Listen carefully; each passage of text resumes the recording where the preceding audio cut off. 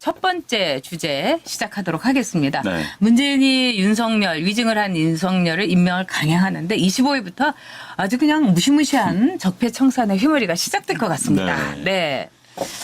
뭐 예상했던 대로입니다. 네. 문재인 대통령이 야당 말 들을 사람도 아니고 뭐 국민 반대 여론 뭐 귀담아 들을 사람도 아니고요. 당연히 예측했던 것이었는데 어찌됐든 그래도 해도 너무한다는 생각이 듭니다. 지금 뭐 16번째입니다. 이 정부 들어와 가지고 국회 임명 동의안, 네. 임명 동의안이라기보다는 이 청문회 보고서죠. 청문회 보고서가 작성이 안 됐는데도 불구하고 강행을 한 건 16번째인데 막무가내입니다.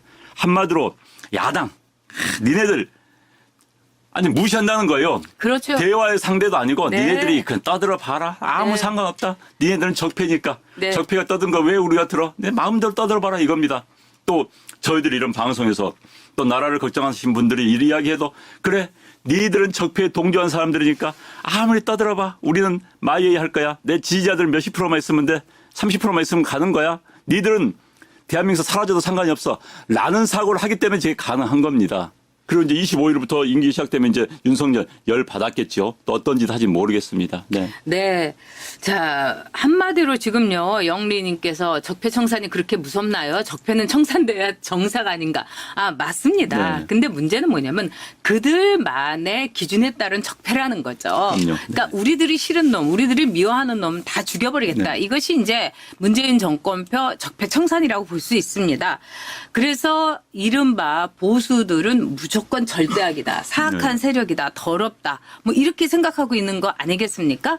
한마디로 이제 선진화법이라는 거를 저는 했을 때부터 저런 바보 짓을 하나 싶었어요. 그러니까 자유한국당이 그런 점에서는 악수를 스스로에게 둔 거다. 네. 이렇게 볼 수 있고요. 그다음에 정치의 무력함, 정치의 무능함을 스스로 고백한 겁니다. 그래서 사법의 정치화가 돼버렸어요. 네, 네. 그러니까 이 문재인 정권이 왜 사법부 장악에 올인을 했는가? 네. 사법부만 장악하면은 정치인 몇 명, 뭐 수십 명 날리는 건 아무것도 아닙니다. 네, 네. 이제 윤석열이 임명 강행하게 되면은 검찰에서요 이번에 선진화법에 문제가 되는 사람들 아주 그냥 싸그리 그냥 다 보따리 싸가지고요 모조리 기소할 거다. 저는 이렇게 봅니다. 네.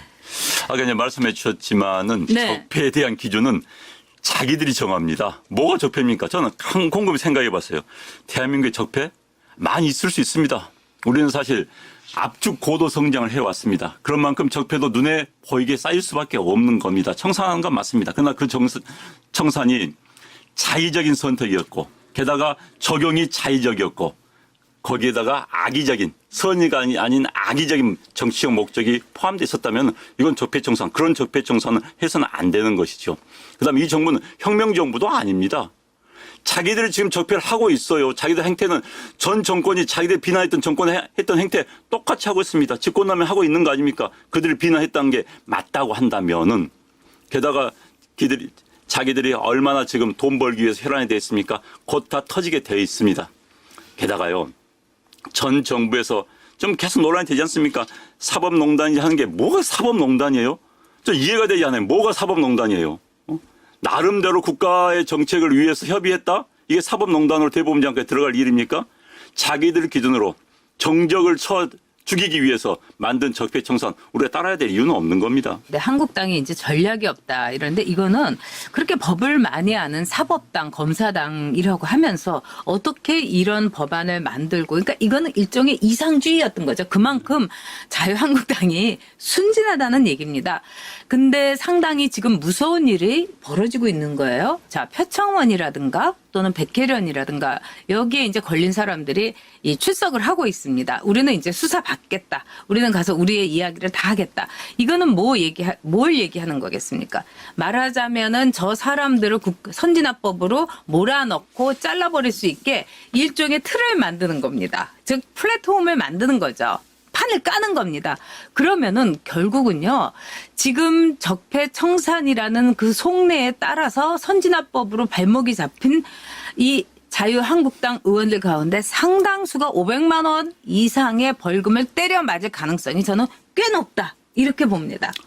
그러니까 일단 이제 어찌됐든 회의를 막은 건 맞습니다. 그건 뭐 피할 수가 없을 거예요. 네. 비디오 다 채취가 돼 있기 때문에 그러면 위법 행위를 한 건 맞습니다. 지금 정권 교체를 하겠다 이렇게 생각하면은 다음 총선 대선 여기에 올인하고 있으면은 정말 목숨 걸고 정권 교체하면은 사면될 수 있는 거 아니겠습니까? 아, 그럼요. 그런 여러 가지 하다못해 그런 거라도 네. 계산이라도 하면서 정말 탁 일어서 갖고 그래 나 한번 잘라봐 죽여봐 그러는 너희들은 이렇게 얘기해야 되지 않겠습니까? 그런데 지금 돌아가는 걸 보면은요 다들 이제 법령 줄쳐가면서 나 걸리면 어떻게 하면서 부들부들 떨고 있는 게 지금 자유한국당의 현실이라고 합니다. 아니 이렇게 떨고 나서 어떻게 이 불행한 국민들을 구해줄 수 있겠습니까? 정치인이 불쌍하게 굴면은요, 나 불쌍하지 않아요? 하고 그러면은 국민들 구해줄 수가 없습니다.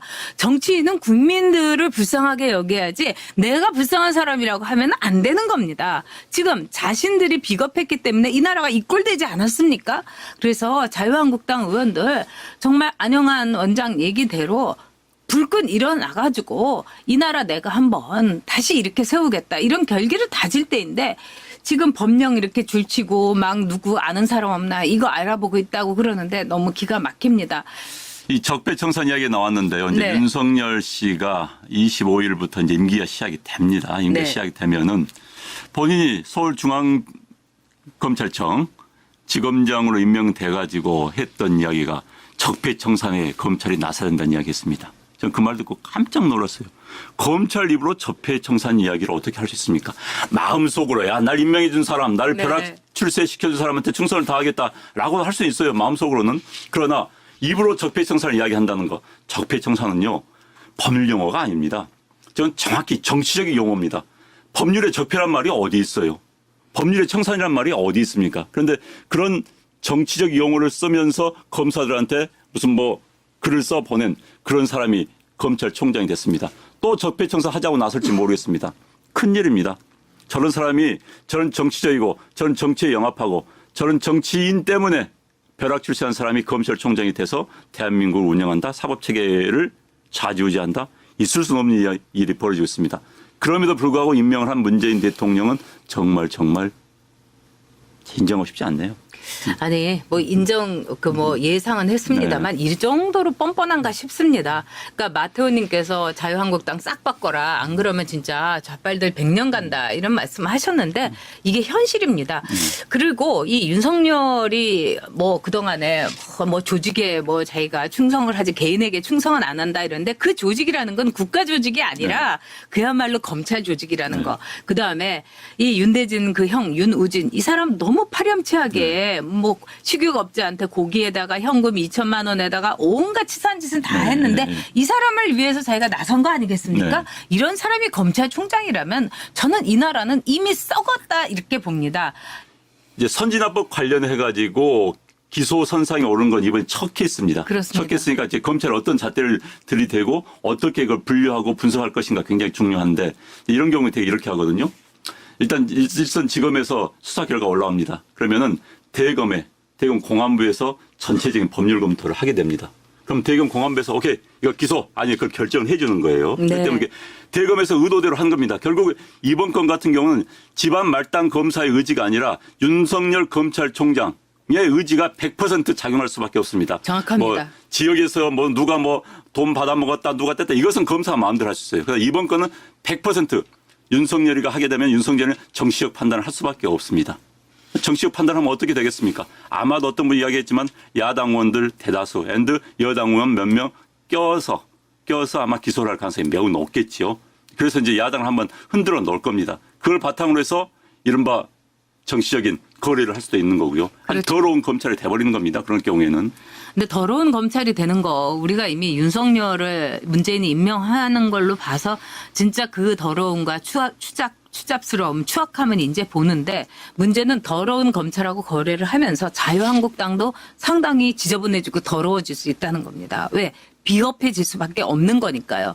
그래서 보수는 원래 준법, 법을 지키는 거고 또 그런 점에서 제가 볼 땐 다 손잡고 우리 그래 5년 다 때려라. 500만 원 다 때려라. 이렇게 얘기하는 것이 저는 더 당당하지 않을까 이렇게 생각이 듭니다. 네. 그렇게 해서 오히려 저 사람들의 그 망나니 같은 칼끝을 스스로에게 돌리게 하는 거.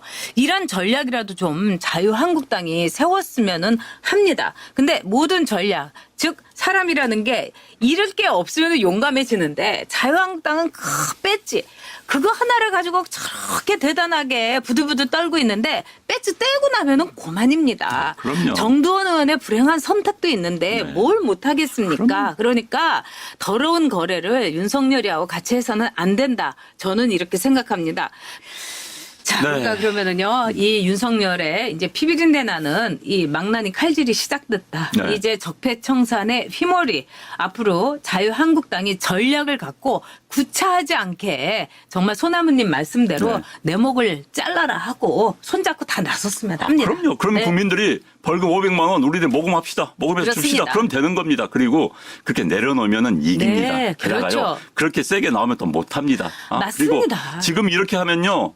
국민들도 모르는 가운데도 그냥 조용조용히 하면서 그냥 유죄받고 그냥 사라질 수도 있는 거예요. 세게 나오면 이길 수 있습니다. 네. 그러니까 나경원 의원부터 다 붙잡고 출석을 해갖고 어디 해봐라. 이렇게 하는 거 저는 필요하다 이렇게 생각합니다. 네.